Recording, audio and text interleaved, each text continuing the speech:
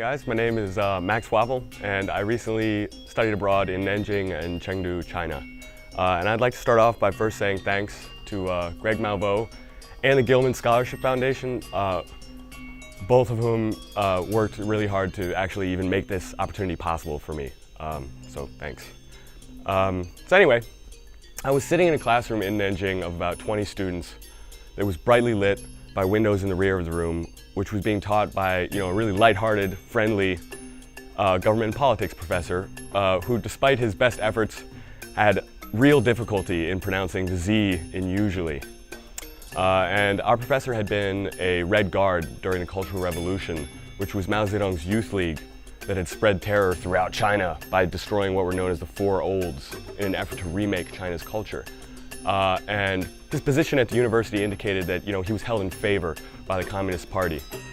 And a student raised their hand and asked what you would call a politically sensitive question, which might be anything that would force the professor to make a negative or critical judgment of the Communist Party's policy at that time.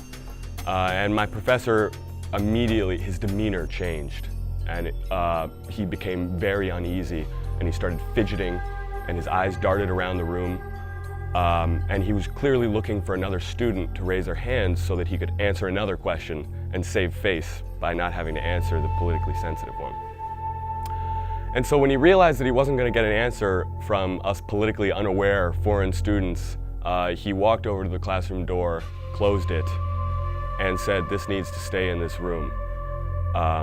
And at that point, I shivered, and my blood kind of ran cold, and I had a mixture between the excitement and anticipation. I felt like I was almost in a crime drama, and secrets were about to be revealed to me, and I would come home with a Chinese state secret. It was exciting, but at the same time, I was afraid because I realized what it is to live under a dictatorship, what it is to live in a place where some opinions, no matter how trivial, are not worth the consequences of sharing them.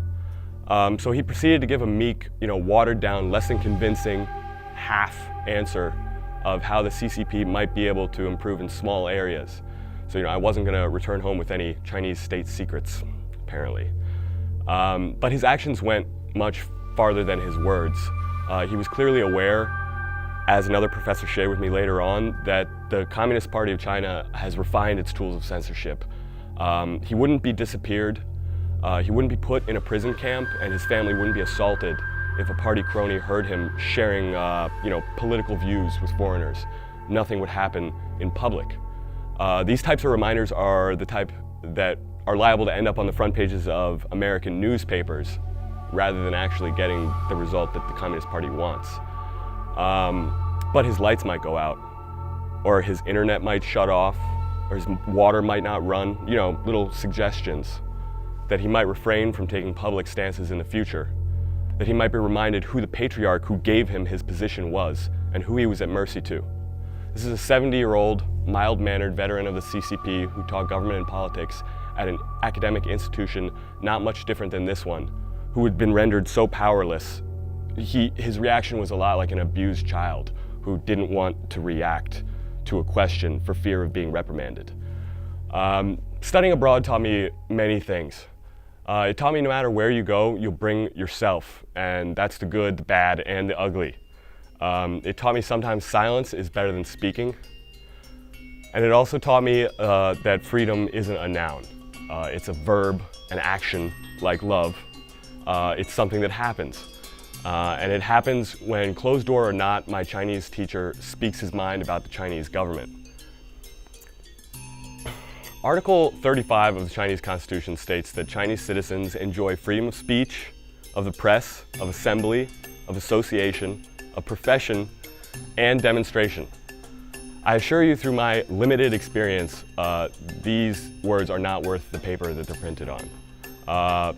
It would be arrogant of me to sit here and tell you that I'd become an expert on Chinese culture and society and governance, because I haven't. I've only been there for a year. Here in this country, we can choose to speak our minds freely, and we don't have to close the doors in the halls of our universities because government minders are liable to hear our conversations. If we're censored, it's because we've self-censored, And that's something that we battle with internally rather than some external force telling us. Freedom is kind of a constant struggle. It's a tension. It's something that has to be happening, living. And I think this is a point that Mao Zedong, for his faults, understood when he challenged the Chinese nation to dare to struggle and to dare to win.